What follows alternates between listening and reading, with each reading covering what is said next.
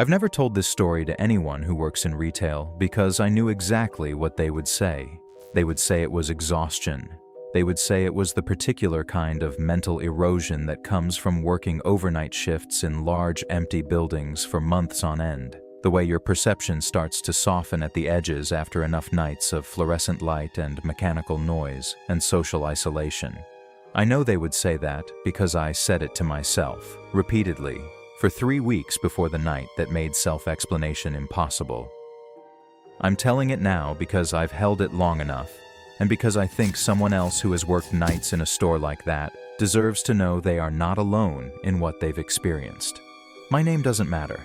What matters is that I was 26, working overnight stock at a Walmart Supercenter outside of Baton Rouge, Louisiana, store number 5219 on Airline Highway, and I had been on the overnight shift for 11 months when things began. 11 months is long enough to know a building the way you know a person.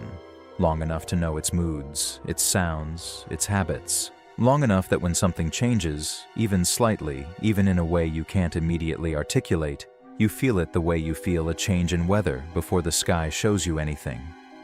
The store sat on a long commercial stretch of Airline Highway, surrounded by other big box retail, a gas station, a fast food corridor, busy during the day. At night, the surrounding area went quiet in the specific way that Southern Highway commercial strips go quiet. Not peaceful quiet, but vacant quiet.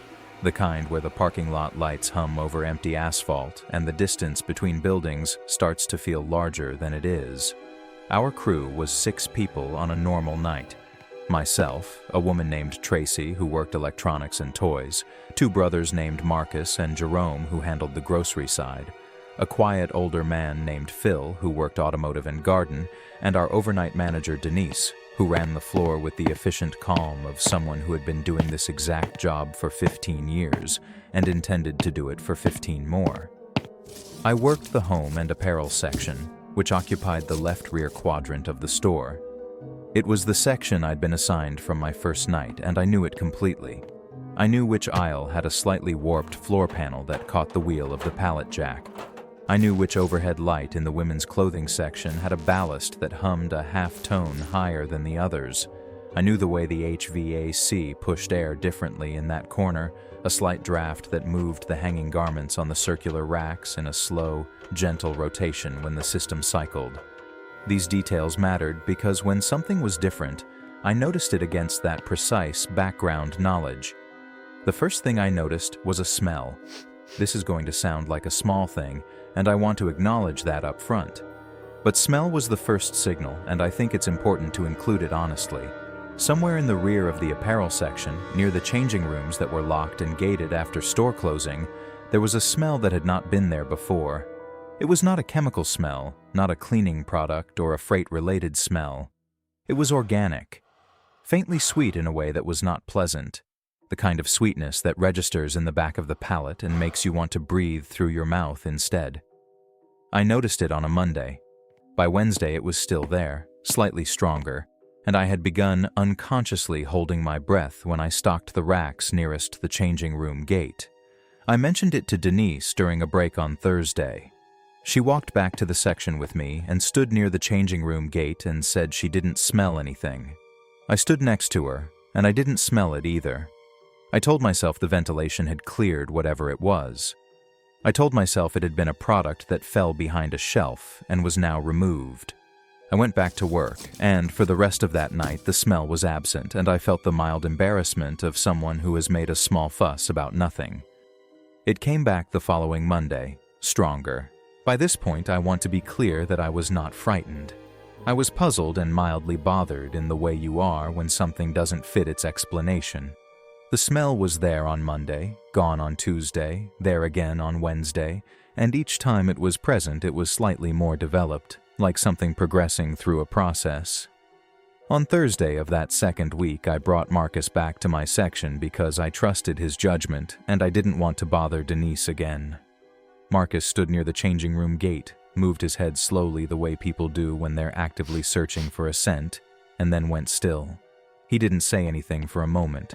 Then he said it smelled like something wet. That was his word. Wet. He said it smelled like something that had been wet for a long time. We looked at each other, and then we looked at the changing room gate, and neither of us said what we were both thinking, which was that the smell had a specificity to it that ruled out most of the innocent explanations. Denise requested a maintenance check on the changing rooms the following day. The day shift facilities team went through all 4 stalls, checked the ceiling panels, checked the flooring for water intrusion, found nothing. The changing rooms were clean and dry and unremarkable. The smell was gone during the day shift inspection and back by 2 in the morning when our crew arrived. I began to understand that whatever was causing it was nocturnal in some functional sense, present during our hours and absent during the day, which was a conclusion I spent considerable energy trying to dismantle because of where it logically led. Around this time, I began noticing the garments moving. I want to be precise because precision is the only thing that separates this from an anxiety story. The HVAC draft I mentioned, the one that moved the hanging clothes on the circular racks in a slow rotation, moved all of the racks in the same direction at the same tempo when it was active. What I began noticing was that one specific rack, the one positioned closest to the changing room gate at the far end of the section, was sometimes moving in the opposite direction from the others. Not dramatically, not swinging. Just a slow counter-rotation, as if something on the other side of it was displacing air in a different pattern than the HVAC. As if something was moving past it slowly enough that the garments registered the passage before I could.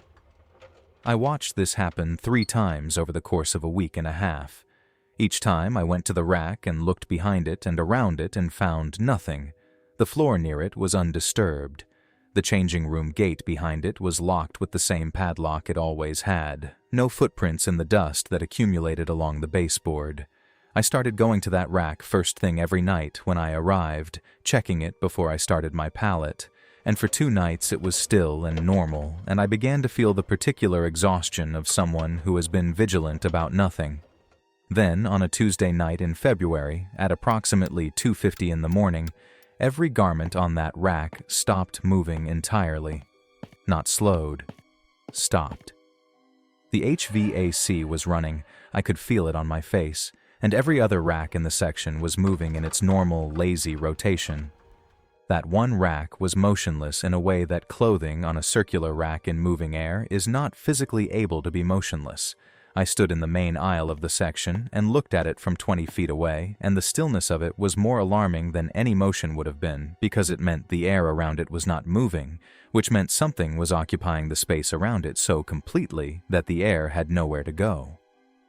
I did not approach the rack. That is the decision I am most grateful for.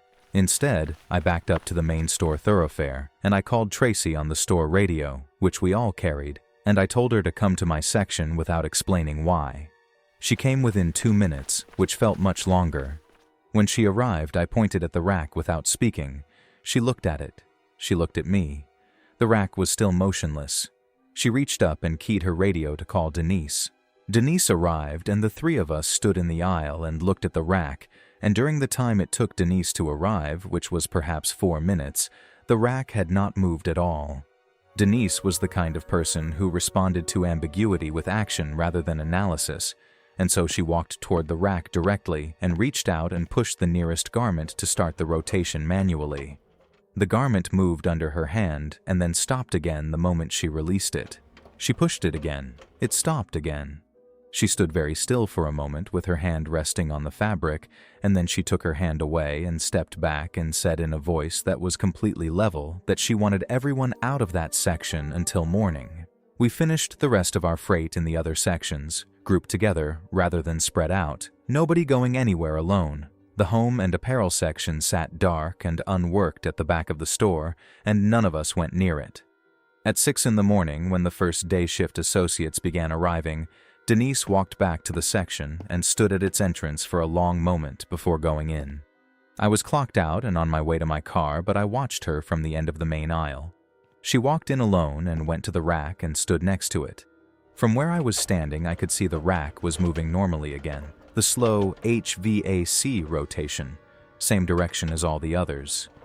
Denise stood there for a moment and then turned and saw me watching, and something passed across her face that I could not name before she turned away.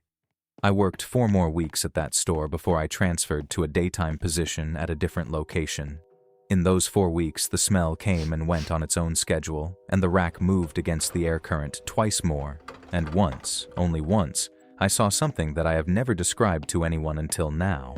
I was walking past the changing room gate at approximately 3 in the morning, and I glanced at the gap between the gate and the floor, the 4-inch space at the bottom, the way you glance at something without intending to, reflexively, the way your eyes move to motion.